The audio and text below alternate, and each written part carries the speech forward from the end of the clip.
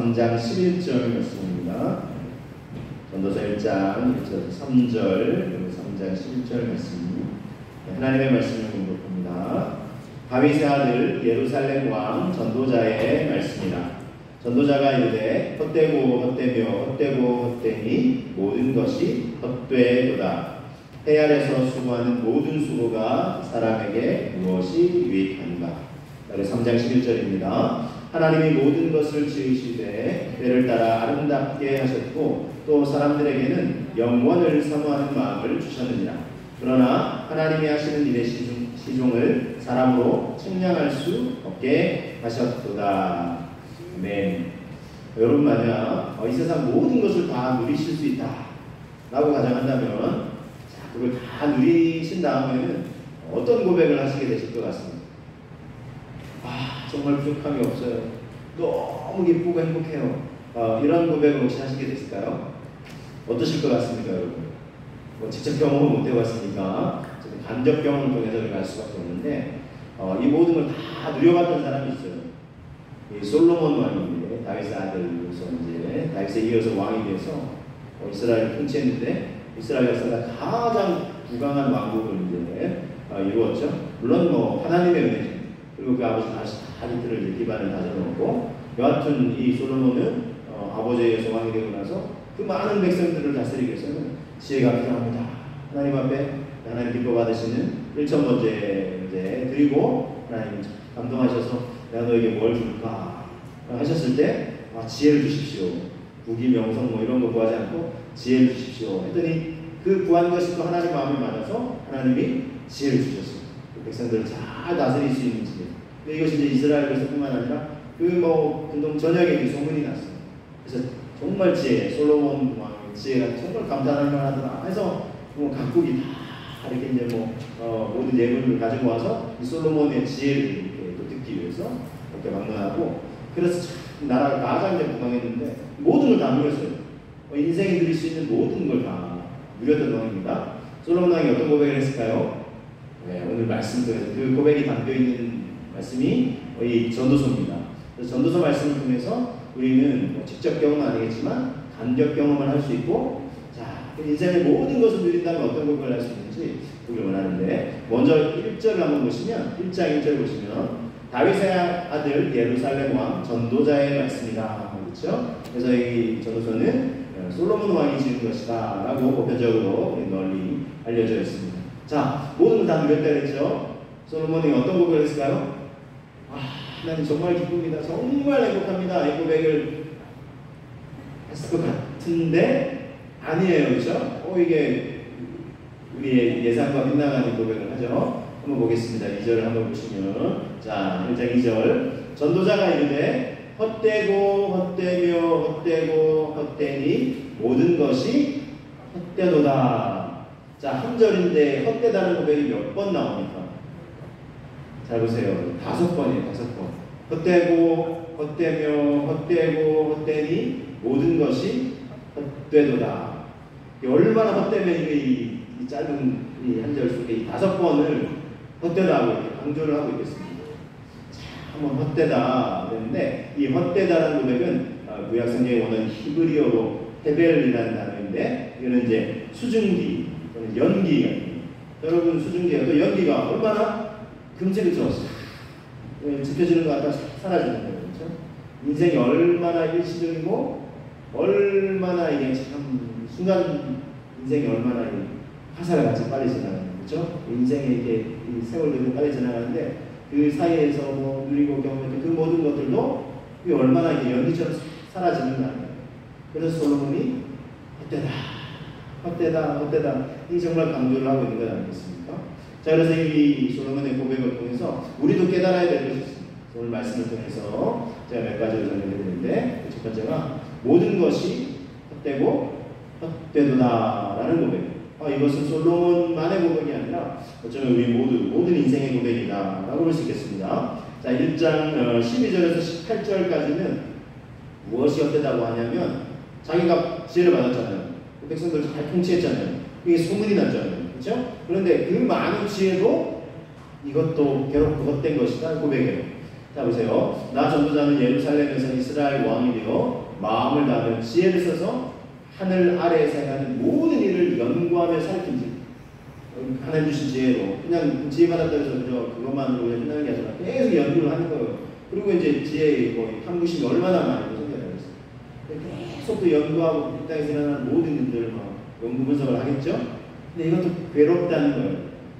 하나님이 인생들에 있어서 수고하게 하신 건데 이것도 피곤하고 힘들더라 라고 얘기하는 거예요. 자, 그 다음에 또 뭘 헛되다고 하냐면 즐거움과 쾌락도 누려봤더니 헛되다 하고 있고요.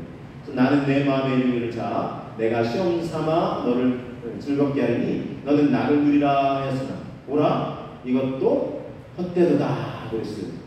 솔로몬 왕이 각국에서 막 이렇게 정략교를 하는 거죠. 그렇게 해서 이제 이게 왕비 또 후궁들 1000여 명이 이르기까지. 그러니까 온갖 이렇게 예를 들면 남성으로서 누릴 수 있는 즐거움이나 쾌락도 다 누렸어요. 그런데 인생 말미암으니까 그것도 헛되도라는 거예요. 그것이 영원하지 않더라는 것입니다.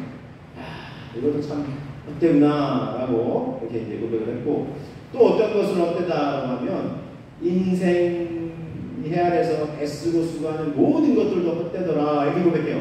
전도서 2장 22절 23절 이렇게 고백합니다. 사람이 해 아래서 행하는 모든 수고와 마음에 애쓰는 것이 무슨 소득이 있으랴 일평생에 근심하며 수고하는 것이 슬픔뿐이라. 그의 마음이 밤에도 쉬지 못하나니 이것도 헛되도다 그랬어요. 다 애쓰고 수고하고 하는 것도 결국 헛된 거 아니겠냐 이 고백을 하는 거예요. 우리 노인과 바다 해밍웨이 소설 때 하실 텐데 이 한 노인이 이제 물고기를 잡으러 이제 바다에 나가게 이제 배 타고 갑니다. 그래서 80여일간을 이렇게 가서 이렇게 물고기를 잡으려는데 쉽사리 안 잡혀요.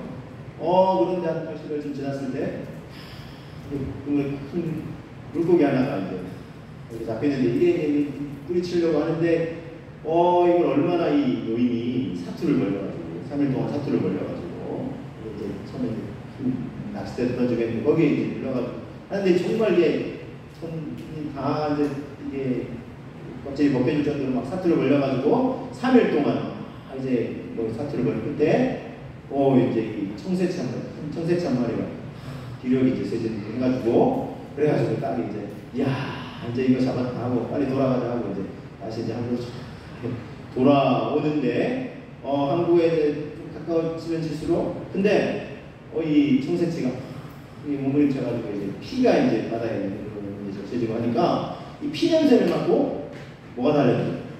상어떼가 와가지고 그래서 이 어렵사리 잡은 이 청새치 이거 그렇게 만드잖아요. 그래가지고 또 필사의 사투를 벌이는데 근데 이 상어떼를 어떻게 나눌 수 있겠어요? 청새치 다 살을 뜯어먹고 노인이 이제 한국에 가다라는 데는 청새치 온 살이 다 벗겨져서 뼈만 한 상황이에요. 이 노인이 이제 한국에는 다 달았는데 너무 기력이 이제 세해가지고 엎드려서 한국에는 다 달았지만 그 애써서 수고하고 잡았던 물고기 뼈밖에 안 나와요. 그래서 정말 이 이야기가 이 스토리가 우리에게 던져주는 화두가 무엇이겠습니까? 인생 그렇게 쓰고 수고했는데 이게 남아있는 게 뭔가 이런 생각이 좀 여러분 들지 않으세요? 어떠세요 여러분? 그렇죠? 이 많은 사람들이 공감을 하니까 이렇게 이런 글들이 계속 세월이 흐르지만 많은 사람들에게 회자되는 건 아니겠어요. 그래서 이 솔로몬도 모든 거 애쓰고 수고하고 본인뿐만 아니라 다 이 사람들이 하는 거 연구하고 살펴봤다 했죠. 그렇게 일평생 애쓰고 수고한 것도 헛된 거 아니냐. 근심하며 수고한 일평생에 근심하며 수고하는 것이 슬픔. 그의 마음이 밤에도 쉬지 못한다. 밤에도 쉬지 못한다. 낮에도 열심히 했는데 밤에도 새들이 근심 걱정에 잠을 자면서 이것도 헛되도다. 이거 배워하고 있어요. 그래서 여러분 말씀드렸지만 여기는 이게 직접 경험을 다 못 해볼 수도 있어요. 그러나 우리가 이 제한된 경험이나마 우리도 공감되는 부분이 있잖아요. 내가 수고하고 애쓴 게 다 뭔가 이런 생각이 들 때도 있죠. 그래서 애씀과 수고도 헛되다 고백하고요. 또 이제 뭐 간접 경험 중에 이런 이야기들, 뭐 책들, 다른 사람의 경험의 이야기를 들으면 내가 경험 못해도 간접 경험을 통해서도 알 수 있게 됩니다. 한 분이 최근에 이 정신의학과 전문의신데 이분이 이런 책을 썼어요. 서울에 있는 강남, 제일 이제 지금 부자 동네가 됐잖아요. 그래서 이 강남은 이런 책을 썼어요. 책 제목이 강남은 거대한 정신병동이다. 너무 직설적인 제목이죠. 이 제목을 썼어요. 근데 이분도 자기도 이제 나름 강남에서도 이제 병원도 해보고 뭐 생활도 한번 해보고 했는데 이분이 이제 이 책에서 이제 말하는 문제가 많은 사람들이 얼마나 지금 뭐 서울 강남에서 막 빌딩 하나 있었으면 좋겠다, 거기서 살았으면 좋겠다, 뭐 아파트 하나 어디 살았으면 좋겠다 하지만 얼마나 사람들이 뭐 대한민국 뭐 1%가 아니라 뭐 한 0.1% 정말 부자들이 사는 동네이긴 한데 그런 동네에 정신병을 앓는 사람이 그렇게 많더라고요. 그래서 이 책을 쓰셨어요. 많은 부유함이 우리에게 참 행복을 가져다 주지 않는다는 나름 논지를 썼어요. 그랬더니 이 책을 써서 기사에 나왔어요. 요즘은 이제 스마트폰에 이제 기사가 실리면 다 댓글도 달고 하잖아요. 그랬더니 어떤 사람들이 몇 사람들이 이제 댓글을 달아나는 걸 보니까 강남에 꼭 뭐 부유한 사람들이 이 정신병이 많아서 병원이 많은 것도 있겠지만 많은 사람들이 이렇게 정신병원에 갈 만큼 그래도 돈도 있고 뭐 있으니까 거기에 병원이 많은 거 아니겠냐? 뭐 이런 나름 또 논리가 있어요. 그러면서 또 하는 거는 없는 사람들은 물론 돈이 없어서 그런 게 있지만 돈이 또 생기면 또 이렇게 흥청망청하는 거예요. 물론 저는 지금 뭐 있는 사람 없다 이걸 뭐 굳이 구분하려고 하는 건 아니에요. 근데 또 나름 꼭 그렇게 구분하지 않더라도 좀만 좀 있으면 그걸 막 흥청망청 써버리는 사람도 있고 또 근데 뭐 돈이 많이 가는 사람도 그러면 많이 가기 때문에 행복하냐? 뭐 그런 것만은 아니라는 거예요.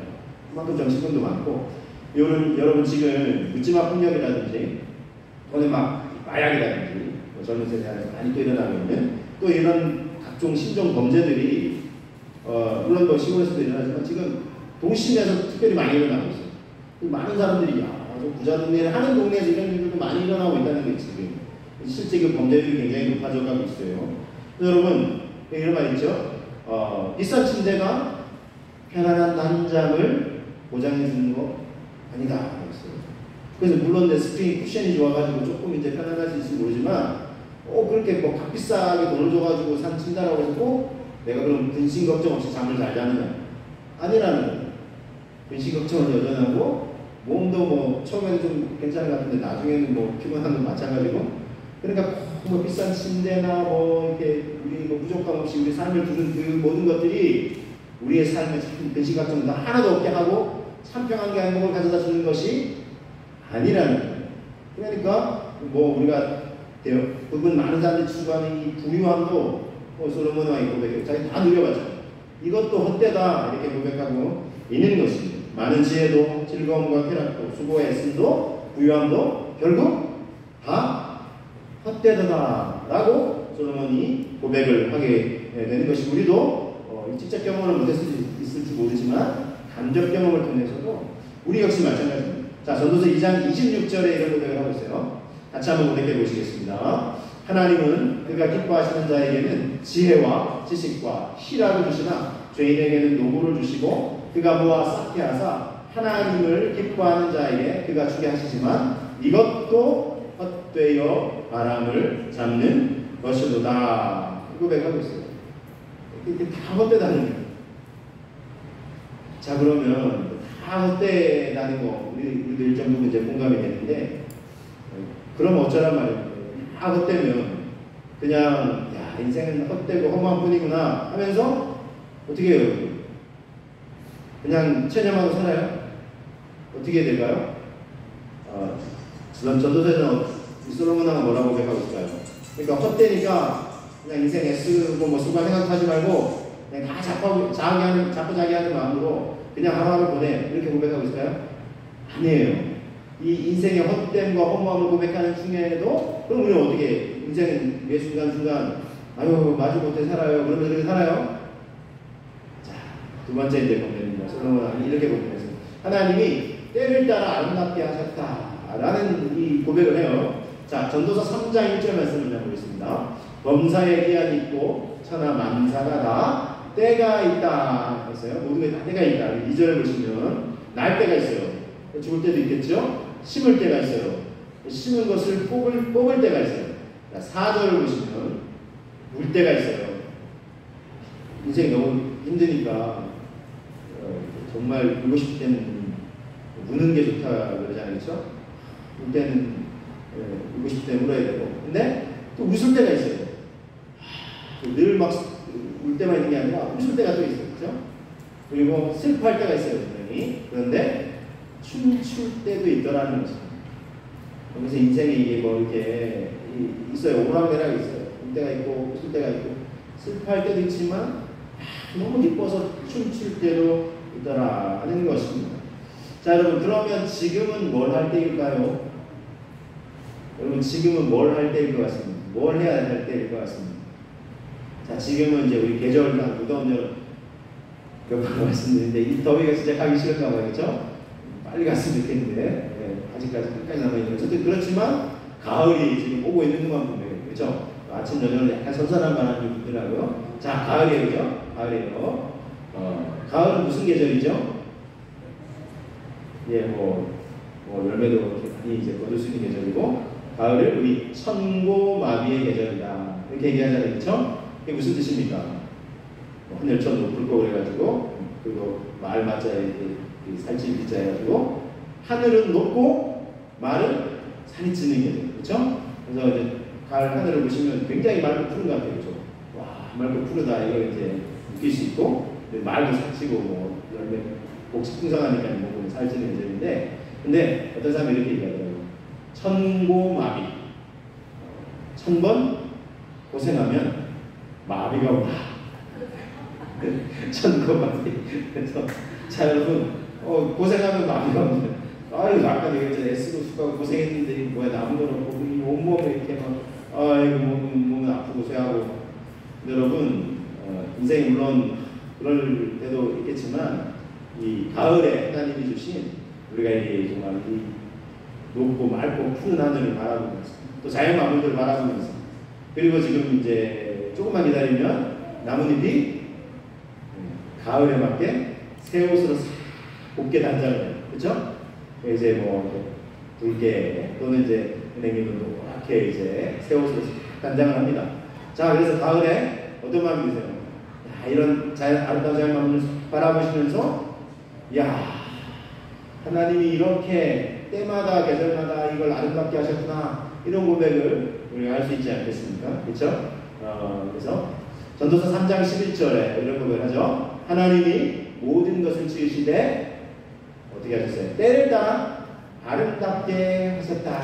그렇죠? 봄에는 봄에 맞게, 여름엔 또 여름에 뭐 시원한 저 바닷가 이 푸르름을 바라보면서 그냥 이제 마음에 시원함을 얻게 되고, 이 가을에 그렇죠? 아름답고 곱게 이렇게 자연이 물드는 것을 바라보면서 우리도 하나님께 감사와 찬송을 올려드리게 됩니다. 자, 그런데 모든 인생이 그렇게 하는 건 아니에요. 분명히 똑같은 걸 봐요. 이 아름다운 가을을 누리고 만끽하면서도 반응이 틀려요. 그냥 이것이 우연 또는 저절로 그냥 자연현상 중에 하나로 이루어진 것으로 생각하고, 하나님이 이렇게 하셨다는 걸 인정하지도 감사하지도 찬양하지도 않아요. 하나님을 경배하며 예배하지도 않습니다. 왜요? 믿음의 아무리 없기 때문에. 참 안타깝죠? 그래서 바울이 로마서 1장에서 1장 20절에 이렇게 고백했어요. 창세로부터 그의 보이지 아니하는 것들, 곧 그의 영원하신 능력과 신성이 그가 만드신 만물에 분명히 보여 알려졌나니 그러므로 그들이 핑계하지 못할지니라 그랬어요. 하나님의 영광과 신성이 온 만물에 가득한데도 사람들이 그걸 인정하지 않으려고 하지만 그 사실은 핑계할 것이 아니라는 거예요. 21절 보시면 이렇게 고백해요. 그래서 그들이 어떻게 하냐면, 믿음이 안 먹는 사람들, 하나님을 알되 하나님을 영화롭게도 아니하고 감사하지도 아니하고 오히려 그 생각이 허망하여지며 미련한 마음이 어두워졌나니 스스로 지혜 있다 하나 어리석게 됐다는 거예요. 자기가 지혜롭다 똑똑하다 하지만 하나님이 펼쳐놓으신 이 아름다운 마음, 창조주 하나님의 솜씨인 걸 인정하지 않아요. 가장 기본적인 믿음이 없는 거예요. 그래서 뭐 감사하지도 않고 영화롭게 하지도 않아요. 지혜롭다 하지만 가장 사실 어리석은 자가 돼서 그래서 어떻게 하냐면 23절에 이런 고백을 합니다. 결국 썩어지지 아니하는 하나님의 영광을 썩어질 사람과 새와 짐승과 뛰어다니는 동물 모양의 우상으로 바꾸었다 그랬어요.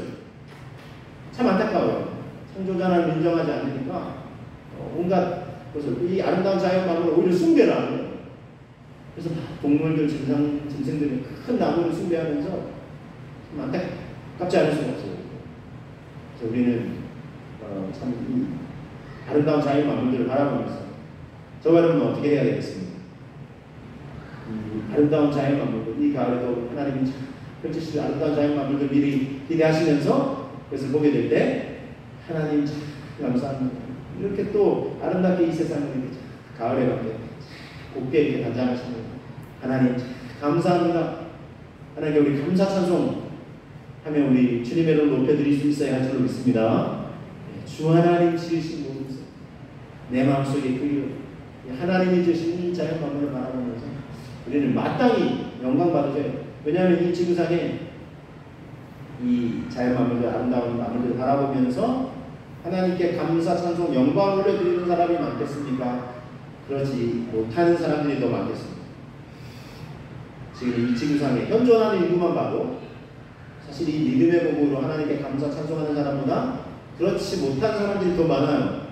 그렇죠? 그러니까 안타까워요. 그러니까 우리는 더더욱 어떻게 해야 되겠습니까? 더더욱 우리 하나님께 감사와 찬송과 영광을 올려드릴 수 있어야 하지 않겠습니까? 여기 계신 저와 여러분들이 마땅히 이 아름다운 마음을 우리에게 선물로 주시는 감사와 찬송과 영광을 올려드리실 수 있기를 주님의 이름으로 축복합니다. 그런 우리 가을이 되시면 좋겠어요. 자, 그런데 여러분 한편으로 또 아쉬운 것은 이 계절의 특성이긴 한데 가을이 참 여러분 길다고 느껴지십니까? 짧다고 느껴지십니까? 짧다고 느껴지지 않으세요? 그렇죠? 더군다나 이 여름이 지금 그렇죠? 아직 안 가고 있으니까 가을이 지금 이제 막 선선해지고 또 고운 단풍잎도 이렇게 우리가 야 계속 봤으면 좋겠는데 그 시기를 딱 놓치면 어떻게 돼요? 단풍 그냥 가야지 하다 한 2시간 지나고 해서 그럼 어떻게 돼요? 나뭇잎이 딱딱 떨어지고 또 날씨가 갑자기 또 비가 많이 오면 우두두두 다 떨어져 그렇죠? 참 짧다. 그리고 금세 겨울이 또 닥치고 이렇게 해서 이렇게 정말 인생의 유한함, 또 자연 만물의 유한함을 우리는 또 느끼게 됩니다. 여러분 그럴 때는 또 어떻게 될까요? 야, 이게 왜 이렇게 참 짧을까? 겨울은 싫은데 왜 이렇게 많이 올까? 이런 생각도 들고 물론 겨울도 겨울 나름대로 하나님께서 또 새로운 몸을 이제 준비하시는 계절이긴 하지만 어쨌든 이 자연 만물이 참 유한하고 짧음을 우리는 느끼게 됩니다. 이 자연 만물을 뿐이겠습니다. 우리 인생도 마찬가지죠. 그래서 여러분 이 로마서 8장에서는 우리 인간뿐만 사람뿐만 아니라 원래 우리 인생도 여러분 영원히 살도록 지원받았지만 이 참 유한함을 지금은 아담과 하와 범죄함으로 말미암아 죄와 사망의 권세 아래서 고통하며 신음하며 살아가고 있죠. 근데 여러분 이 사람만이 아니에요. 모든 만물들도 마찬가지예요. 그래서 모든 만물들도 자기들이 구원받을 날, 구속될 날을 기다리고 있다. 이 고백을 하고 있어요. 우리 주님이 다시 오실 날을 기다리고 있다는 거죠. 왜냐하면 지금 환경 오염이나 이런 것들로 인해서 지금 자연 만물들도 같이 고통하고 신음하고 있는 거예요. 그래서 여러분 우리가 이게 자연의 한계와 유한함을 깨달으면서 너무나 짧게 지나가 버리고 많은 이 가을 이 아름다움 좀 붙잡고 싶은데 붙잡을 수만 있다면 그냥 휙 지나가 버리는 거예요. 자 어떻게 해야 될까요? 자연과 인생의 한계를 겪게 될 때에 모든 것이 헛됨을 우리도 결국 고백하게 됩니다. 야 그럼 다시 돌아와서 야 결국 또 헛되니 모든 것이 헛되도다 이렇게 고백하고 또 끝날까요? 여러분 아니에요. 이 땅을 바라보면 그런 고백을 할 수밖에 없습니다. 그러나 여러분 우리의 눈을 들어서 이 땅이 아니라 우리는 하늘을 바라봐야 되는 것입니다. 그러면 여러분 유한한 이 땅과 우리의 인생과 모든 만물들 정말 유한하고 짧게 지나가버리고 말지만 헛되다고 고백하지 않을 수가 없지만 그러나 우리의 이 헛됨을 넘어서 새로운 소망을 주시는 분을 만나게 된다는 것입니다. 그래서 여러분 세 번째 권면을 드립니다. 우리는요 이 땅의 유한함에 시선을 다 빼앗기는 것이 아니라 영원한 세계를 사모할 수 있어요. 영원한 세계가 있어요. 이 땅의 그 유한함으로 우리 인생도 자연 만물도 그냥 끝나고 버리고 마는 게 아니에요. 그때도다라고만 고백하고 끝나는 게 아니에요. 영원한 세계가 있다는 거예요. 전도서 3장 11절을 다시 보겠습니다. 전도서 3장 11절 다시 한번 같이 한번 고백해 봅니다. 하나님이 모든 것을 지으시되 때를 따라 아름답게 하셨고 또 사람들에게는 영원을 사모하는 마음을 주셨느니라. 자, 사람들에게 뭘 주셨다고요? 영원을 사모하는 마음을 주셨다라는 것입니다. 하나님이 때를 따라 모든 걸 아름답게 하셨죠. 근데 그 아름다움도 금방 시들어버리고 막 한계가 있다는 거예요. 짙은 아쉬움을 고백하죠. 자, 그런데 제가 좀 전에 이제 설명을 드렸는데 이 사람은요, 처음 하나님이 인생을 지으셨을 때 또 자연만물을 지으셨을 때는 이게 하나님의 계획이 아니에요. 지금 우리가 느끼는 이 안타까움과 인생과 자연만물의 한계는. 그럼 처음 하나님이 이 세상을 지으셨을 때는 여러분 아시죠? 창세기 1장 2절에 고백하잖아요. 하나님이 창조의 작업을 하시고 하루하루 지날 때마다 뭐라고 고백하셨습니까? 보시기에 좋았더라 하셨고, 맨 마지막에 이제 사람을 하나님을 닮은 존재로 지으시고 온 우주 만물을 잘 관리하라 라고 하신 다음에 하나님 뭐라고 하셨죠? 그 모든 걸 바라보시면서 보시기에 심히 좋았더라 고백하셨어요. 이렇게 감탄하셨는데, 자, 지금은 어떻습니까? 지금 자연 만물과 또 인생이 이 땅에 생하는 모든 일을 바라보시면서 하나님 뭐라고 하실 것 같습니다. 뭐라고 하실까요? 그때 막 보시기에 좋았더라, 심히 좋았더라 감탄이 안 나오실 것 같아요. 실제로 창세기 6장에는 사람이 생각하고 행동하는 모든 것이 악할 뿐임을 보시고, 이미 지금 달라지는 하나님의 원계에서 아담과 하나님이 먹지 말라고 하는 이 선한 걸 딱 보고, 그죠? 사단이 달콤하게 이렇게 이거 먹으면 너희 눈이 밝아져서 하나님처럼 될까봐 먹지 말라고 하시는 거예요. 근데 그 전에 하나님 뭐라고 하셨어요? 이걸 먹으면 정녕 죽을 거라고 했죠. 근데 사단은 안 죽는다고 하면서 하나님처럼 될까봐 이거 먹지 말라고 하는 거예요. 이 사탄의 달콤한 게임에 넘어가서 선악과를 먹었어요. 그렇죠? 그리고 하와가 먼저 먹고 아담에게 주고. 자, 어떻게 됐습니까? 눈이 밝아져서 하나님처럼 됐나요? 반대예요. 반대. 무엇이 선인지 악인지 구분 못해요. 그렇죠? 그래서 죄와 이 허물 가운데 살아가고 있어요. 죄의 본성을 지니고 이제 모든 인생이 죄의 본성을 지니고 태어나요. 그리고 하나님 말씀하신 대로 됐어요. 먹으면 죽게 될 것을 그랬죠. 어떻게 됐습니까? 사람이 죽게 됐어요. 육체의 죽음뿐만 아니라 영적인 죽음. 성경에서 말하는 영적인 죽음. 하나님과 관계가 이렇게 좋았던 관계가 단절이 됐어요. 그리고 육체도 당장은 죽지 않았지만 인생이 이렇게, 물론 이제 그 당시에는 바로 죽지는 않았어요. 그래서 900세, 800세까지 막 살았어요. 그때는 900세, 800세 살았는데 지금은 왜 한 100세 살아도 잠들었다 그럴까요? 뭐가 달라졌을까요? 성경의 기록에 보니까요, 딱 그걸 구분내는 800세, 900세까지 살던 사람이 이제 한 150세, 120세 살다가 100세 살면 잠수하게 된, 이게 결정적인 구분이 난 사건이 하나 있어요. 뭘까요? 노아의 홍수 사건이고, 자연 생태계가 완전히 파괴됐어요. 하나님 원래 이런 세상이 아니죠. 그 이후에는 인간의 수명이 급격히 감축이 돼요. 안타깝죠, 여러분? 누구 탓을 해야 돼요? 누구 탓을 해요? 하나님 탓하시면 안 돼요. 그렇죠? 하나님은 우리 인생 모든 것 좋은 것 누리게 하시려고 하셨는데, 탓을 하시려면 아담 하와서 탓을 하든지, 아니면 그 아담 하와를 부추긴 사탄 마귀 괜히 부추겨가지고 가요. 그렇죠? 참 안타까워요. 우리 영원히 살 수 있었는데 안타깝죠, 여러분. 어쨌든 지금 그럼 어떻게 해야 돼요? 유한하게 좀 이제 건강하게 잠수하고 영원히 사는 건 모든 인생이 지금 이제 그럴 수 없는 상황인 것을 우리는 인식하고, 자, 그럼 어떻게 해야 돼요? 점점 우리는 육체의 이 한계가 아직은 그래도 건강을 유지하면서 살아가고 있지만, 진짜 육체가 가진 생명력의 한계에 가다를 아직 하루하루 가까이 오고 있어요. 그럼 정말 허무함밖에 안 남을까요? 그럼 어떻게 될까요? 그게 이걸로 끝이라면, 자, 육체의 생명, 이 땅에서 인생만으로 끝이라면 어떨까요? 진짜 그것은 끝이고 절망이고 허무함밖에 없을 것입니다. 그러나 감사하게도 그럼 뭐예요? 이게 끝이 아니에요. 그래서 우리에게 소망이 있는 거예요. 자, 히브리서 9장 27절에 이렇게 말씀합니다. 한 번 죽는 것은 사람에게 정해진 것이요 그 후에는 심판이 있으리니 그랬어요. 어쨌든 아담하고 범죄한 이후에 이건 우리가 참 되돌릴 수 없고 모든 인생이 다 죽어요. 이건 사람에게 정해진 것이에요. 정해진 운명이에요. 자, 그 후에는 무엇이 있다고요? 심판이 있어요. 하나님의 심판대 앞에 서요. 어떠세요, 여러분? 아, 신난다 이러세요? 아니면 두려우세요? 두렵지 않으세요? 하나님의 심판대 앞에 서게 되면? 자, 그런데 두려워할 필요가 있을까요? 없을까요? 없어요. 어떤 사람에게는 하나님이 제시해 주신 이 구원의 길을 믿음으로 고백하는 사람에게는 이 심판도 두려워할 일이 아니에요. 자, 그래서 9장 28절, 이브리서 9장 28절, 여기 너무 중요한 구절입니다. 같이 한번 고백해 보겠습니다. 이와 같이 그리스도도 많은 사람의 죄를 감당하시려고 단번에 들이신 바 되셨고 구원에 이르게 하기 위하여 죄와 상관없이 자기를 바라는 자들에게 두 번째 나타나시리라 그랬습니다.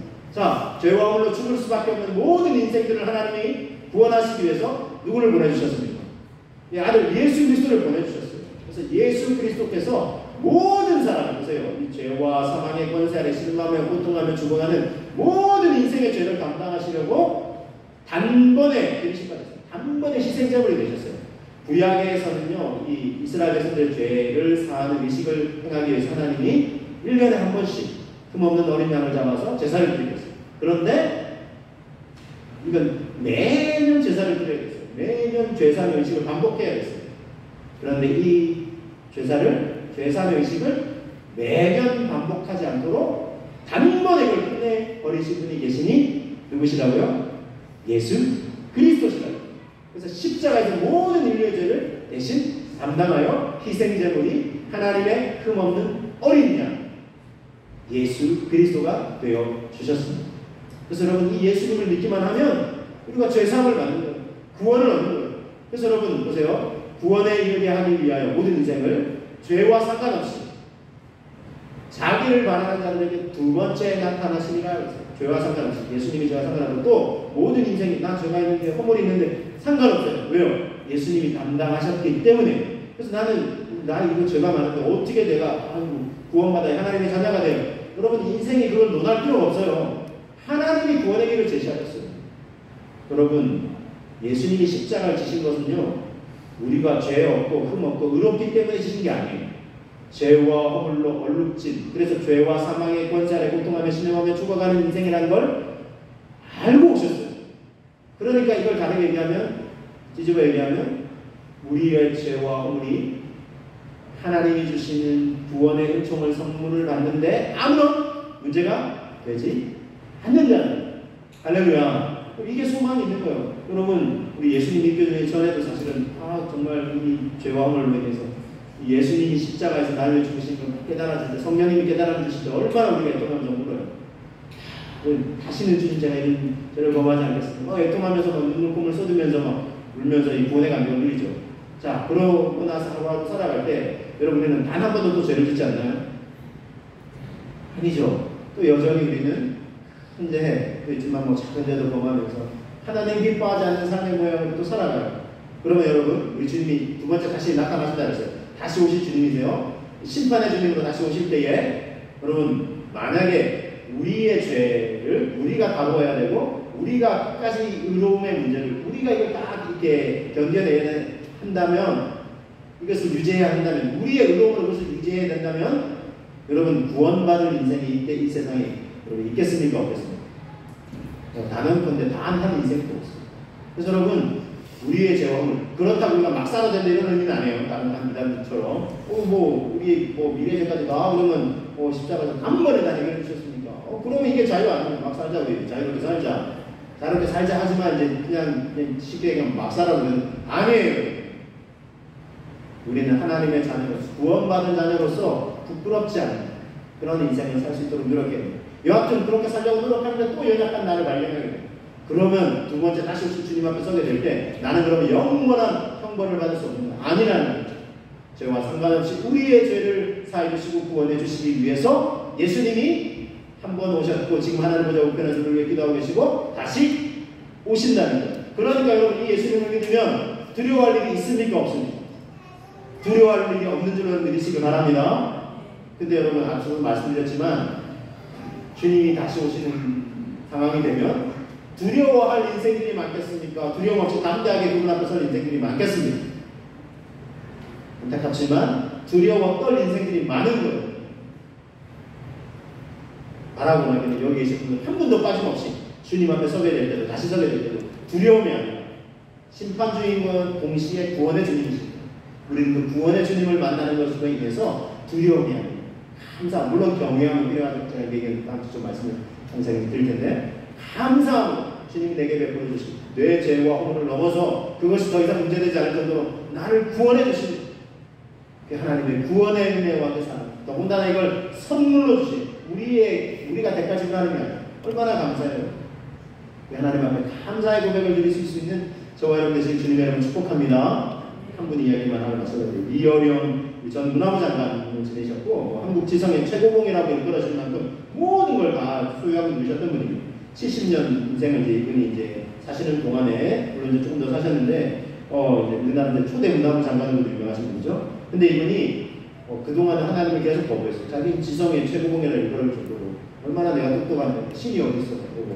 신을 우습게 여기고 이랬던 분인데 인생 70이 넘으시는 시점에서 하나님을 믿기로 하시고 세례를 받기로 하셨습니다. 딸이 오랫동안 아버지를 먼저 예수님 믿고 구원을 받고 오랫동안 아버지를 위해서 기도했거든요. 그래서 딸이 먼저 하나님 부름을 전하고 아버지에게 정말 하나님 주신 구원의 은총의 선물을 누리셔야 된다고 그렇게 정말 아버지에게 마지막 부탁하고 이제 보냈는데 그래서 그 딸의 정말 간절한 부탁을 받고 아버지가 정말 하나님 앞에 무릎을 꿇었어요. 70이 넘었어요. 한국 대표하는 지성이 자기가 그동안 평생 쌓아왔던 모든 인본주의적인 자를 기로하고 지성에서 영성에서 첫 발걸음을 내딛게 됐습니다. 그래서 이분이 그리고 예수님을 믿고 구원을 받고 지성에서 영성으로 나는 책을 썼는데 거기서 이런 걸 보였어요. 오늘부터 저는 신자의 길을 걷습니다. 그동안 많은 직함을 갖고 여기까지 걸어왔습니다. 이분이 많은 초대 문화부 장관에서 대학 교수에서 문학 박사, 문학 평론가 다 거쳤거든요. 세상에 솔로몬 했을 때 모든 거 다 겪었지만 그게 중요한 게 아니더라는 거예요. 그건 다 헛되다는 거죠. 그러면서 이제 새로운 길을 떠난 구원의 길이다. 이 길이 외로울 수도 있지만 신자로서 한 발 나아가고 싶습니다. 이 고백을 드렸습니다. 지금은 하나님 품에 안기셔서 구원과 참 안식을 누리시고 계실 것입니다. 여러분 말씀을 정리합니다. 해안에서 모든 것이 헛되다고 고백했던 솔로몬의 고백은 오늘 우리의 고백과 크게 다르지 않을 것입니다. 인생을 많이 산다고 달라지는 게 헛되고 모든 것이 헛되다는 거예요. 그러면 헛되고 허무함만 고백하다 끝나는 때를 따라 하나님이 아름답게 하신 그 나를 또 자연만물을 바라보면서 하나님께 감사 찬송하시면서 유한한 인생의 한계 앞에서 우리는 또 낙담이 되지만 영원한 세계를 우리에게 선물로 주신다는 것을 다시 한번 우리 고백하시면서 이 영원한 세계를 하나님 나라를 천국을 사모하시는 저와 여러분 우리 모두가 되시기를 주님의 이름으로 축복합니다. 이 시간 기도하겠습니다. 여러분 나만 아니에요. 나만 구원받아 끝이 아니에요. 우리 가족, 우리 배우자, 우리 자녀, 손주들 중에 우리가 아는 소중한 친구들 중에 이 하나님 주시는 구원 영원한 세계를 모르는 분이 있다면 오늘 이 시간 주님께 올려드릴 수 있기를 원합니다. 인생의 헛됨을 알게 해주시고 정말 영원한 우리에게 구원을 주시는 하나님을 우리가 정말 믿음으로 고백할 수 있는 우리 소중한 가족들, 친지들, 우리 이웃들 될 수 있도록 주님 역사하여 주시옵소서. 함께 기도하겠습니다.